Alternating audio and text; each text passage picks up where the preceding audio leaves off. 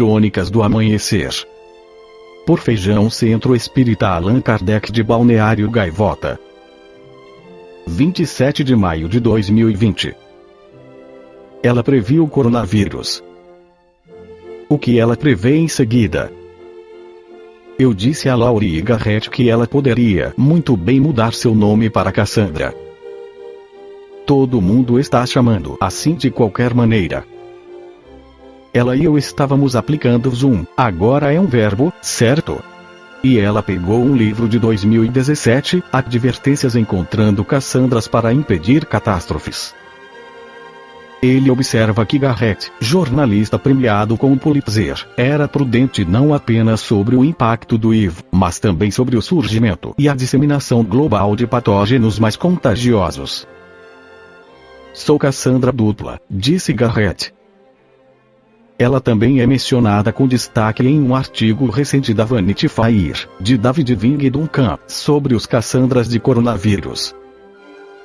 Cassandra, é claro, era a profetisa da mitologia grega que estava condenada a emitir avisos não ouvidos. O que Garrett tem alertado mais diretamente, em seu best-seller de 1994, The Coming Plague, e em livros e discursos subsequentes, incluindo o TED Talks, é uma pandemia como a atual. Ela viu isso chegando. Então, grande parte do que eu queria perguntar era o que ela vê a seguir. Firme-se. Sua bola de cristal está escura. Apesar do desmaio do mercado de ações, o Remdesivir provavelmente não é nosso bilhete esgotado, ela me disse. Não é curativo, disse ela, ressaltando que as reivindicações mais fortes até agora são que apenas reduz a recuperação de pacientes do Covid-19. Precisamos de uma cura ou de uma vacina. Mas ela não pode imaginar essa vacina a qualquer momento no próximo ano, enquanto o Covid-19 permanecerá uma crise por muito mais tempo. Venho dizendo a todos que meu horizonte de eventos é de cerca de 36 meses, e esse é o meu melhor cenário, disse ela. Tenho certeza de que isso vai acontecer em ondas, acrescentou. Não será um tsunami que ocorrerá nos Estados Unidos de uma só vez e depois se retirará de uma só vez. Serão micro-ondas que disparam em Des Moines, depois em Nova Orleans e depois em Houston e assim por diante, e isso afetará a maneira como as pessoas pensam sobre todo tipo de coisa. Eles vão reavaliar a importância da viagem. Eles vão reavaliar o uso do transporte de massa.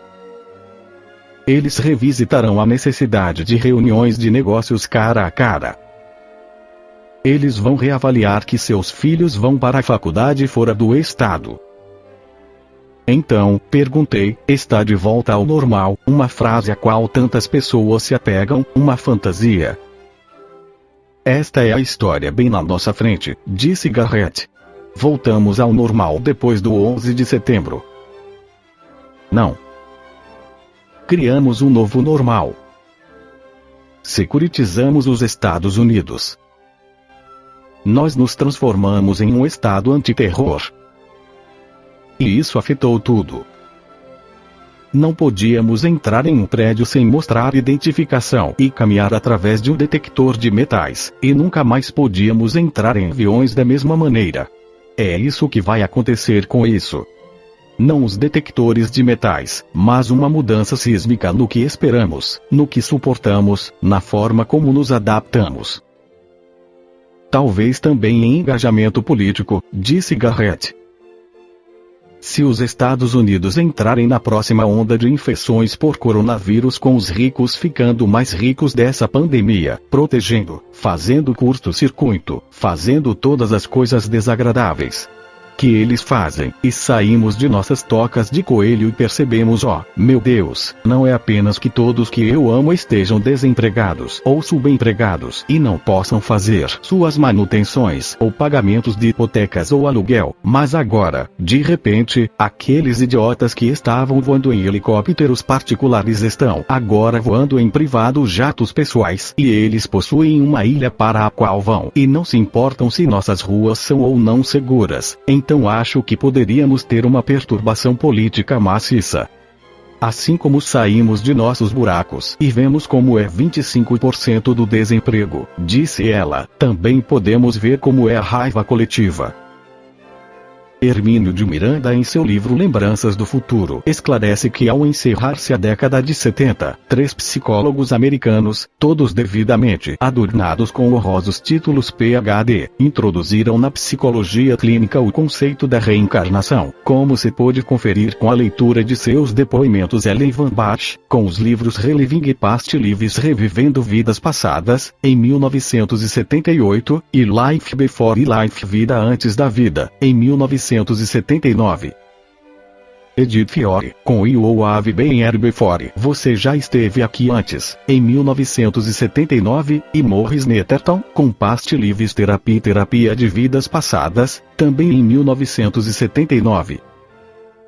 A doutora Van Bach, em 1980, pouco tempo depois de publicado Vida Antes da Vida, a doutora Van Bach decidiu embarcar em outra pesquisa de grande porte, desta vez para explorar a possibilidade de promover uma espécie de arqueologia do futuro, na memória de pacientes sob hipnose, segundo o já consagrado método Van Bach. Obteve, para o projeto, o apoio de sua amiga Beverly Lundell e o do Dr. R. Leo Sprinkle, psicólogo e professor da Universidade de Wyoming. O objetivo era o de explorar, no psiquismo de pessoas suscetíveis e dispostas a colaborar, os períodos de 2100, 2200 e 2300, 2500, ou seja, os séculos X, XV e XXV. Em 1983, quando Chetz Nova conheceu, Van Bach já estava coligindo o material resultante de progressões realizadas por ela e pelos seus 2 amigos e colaboradores. Em breve, o Dr. Snow passaria a promover workshops de regressão e progressão, nos Estados Unidos e na França, onde iria viver por algum tempo, a fim de documentar uma de suas próprias existências anteriores. Encontrava-se Snow na França, em 1985, quando foi notificado da morte da doutora Van Bach.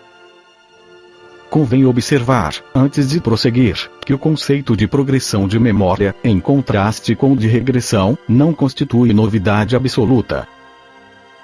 O coronel Albert de Rochas dá conta, em sua obra Les Vies Successives As Vidas Sucessivas, de experiências nesse sentido, realizadas durante a última década do século XIX e a primeira do século XX.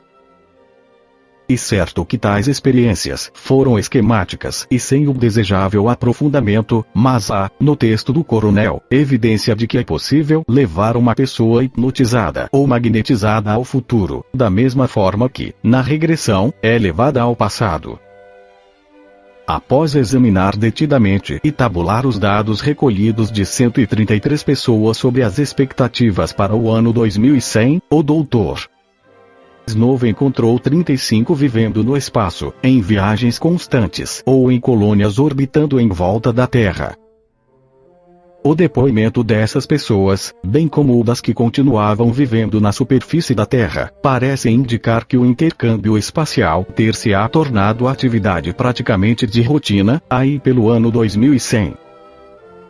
O segundo grupo, composto de 24 pessoas, sempre dentro do universo de 133 progredidas no tempo, seria constituído de gente vivendo em pequenas comunidades terrenas, basicamente rurais ou, pelo menos, afastadas dos grandes centros, e que, embora sem confortos e sem sofisticada tecnologia, seriam autossuficientes e até felizes.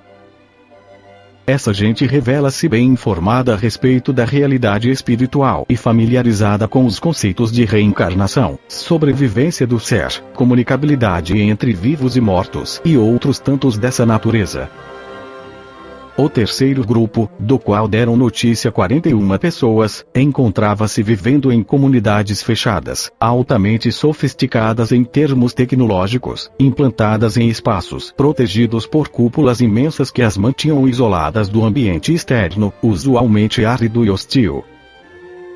Ao contrário das comunidades do segundo grupo, que se revelam felizes e descontraídas, os habitantes dos grupos fechados mostram-se descontentes e indiferentes, como se a vida fosse uma desagradável imposição rotineira e não um privilégio e uma oportunidade valiosa.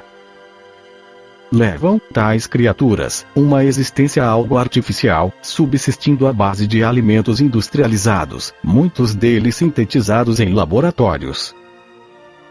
Ao que parece, mantém ativo o intercâmbio com séries espaciais e só se aventuram fora de suas redomas coletivas por pouco tempo e protegidos por vestimentas e capacetes especiais que, em alguns casos, desarranjam-se e acarretam a morte da pessoa, segundo o depoimento de alguns. O quarto e último grupo, na classificação proposta pelo Dr. Novo, é constituído por pessoas que ele considera como sobreviventes, seres marginalizados pelas catástrofes. Vivem, a duras penas, em regiões desoladas, usualmente em ruínas das grandes cidades do passado, como que regredidos a condições de vida mais precárias do que as do século XIX, ainda dependentes de transporte animal, praticamente sem recursos que permitam um mínimo de conforto e segurança.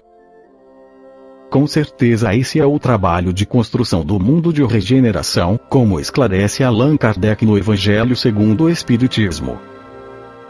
Esta foi a crônica do amanhecer de 27 de maio de 2020.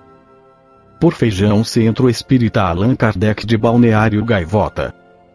Que a paz esteja com todos.